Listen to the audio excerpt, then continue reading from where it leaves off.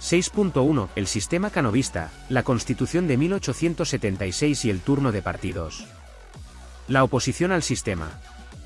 Para entender el sistema canovista, primero hay que situarnos en el contexto histórico de la Restauración borbónica, de 1874 a 1931, un periodo en el que España recuperó la monarquía bajo el reinado de Alfonso XII.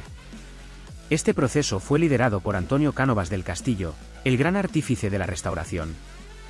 Cánovas buscaba estabilidad política tras décadas de inestabilidad, pronunciamientos militares y cambios de régimen. Para evitar más golpes de Estado, propuso a Alfonso XII como candidato al trono, quien en 1874 firmó el Manifiesto de Sandhurst, redactado por el propio Cánovas.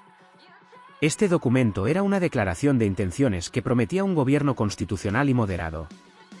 Poco después, el pronunciamiento de Martínez Campos en diciembre de 1874 puso fin a la Primera República y proclamó a Alfonso XII como rey.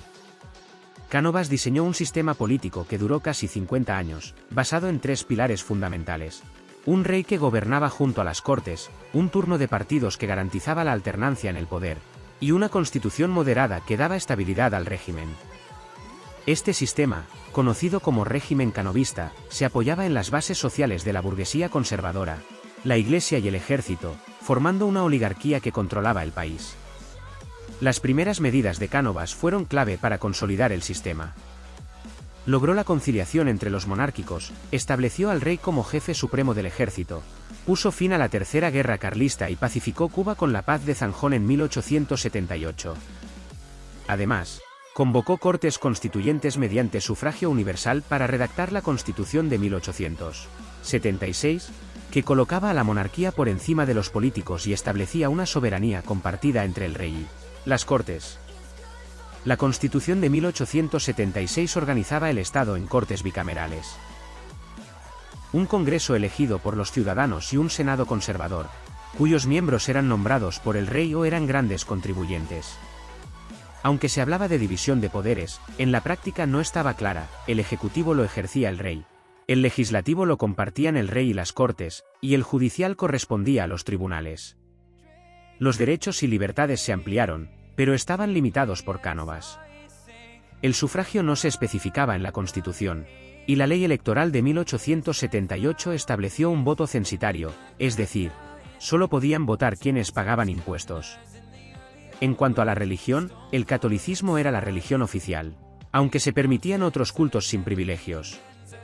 En el ámbito político, el sistema se basaba en dos grandes partidos: el Partido Liberal Conservador, liderado por Cánovas y apoyado por la alta burguesía, la nobleza y los moderados, y el Partido Liberal Fusionista, liderado por Práxedes Mateo Sagasta, que agrupaba a progresistas y demócratas.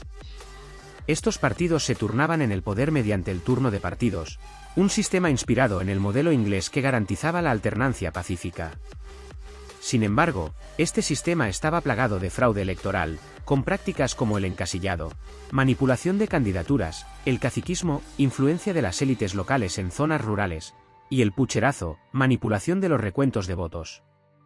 El funcionamiento del turno era sencillo: cuando un partido entraba en crisis, el rey disolvía las Cortes y nombraba un gobierno provisional del otro partido. Luego se convocaban elecciones, que el partido en el poder ganaba gracias al fraude electoral. Este sistema centralizaba el poder en Madrid, con alcaldes nombrados por el rey y diputaciones provinciales controladas desde la capital. Además, se abolieron los fueros vascos, lo que generó tensiones regionales. A pesar de su estabilidad, el régimen canovista tuvo que enfrentarse a una creciente oposición. Los carlistas defendían el tradicionalismo y la monarquía absoluta, mientras que los republicanos rechazaban la monarquía y el fraude electoral. Dentro de los republicanos, los posibilistas, liderados por Emilio Castelar, buscaban una democracia conservadora, mientras que los federales estaban más cercanos a los obreros.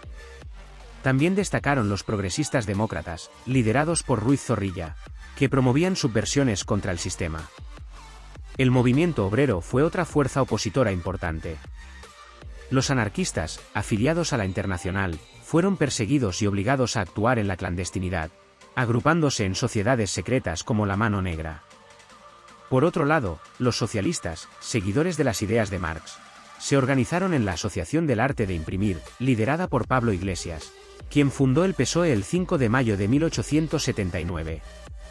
El PSOE tenía como objetivo la eliminación de las clases sociales y la defensa de las libertades sociales y laborales. El sistema canovista comenzó a resquebrajarse con la muerte de Alfonso XII en 1885. Para garantizar la continuidad del turno de partidos, se firmó el Pacto del Pardo. Y la regencia de María Cristina de Habsburgo, de 1885 hasta 1902, llevó a cabo algunas reformas, como la implantación del sufragio universal masculino y la ampliación de libertades de reunión, expresión, prensa y sindicalización. Sin embargo, la crisis de 1898, con la pérdida de las últimas colonias españolas, Cuba, Filipinas y Puerto Rico, la muerte de Cánovas y el auge de los movimientos opositores marcaron el inicio del fin del sistema. Finalmente, la dictadura de Primo de Rivera en 1923 puso fin a este periodo, dando paso a una nueva etapa en la historia de España.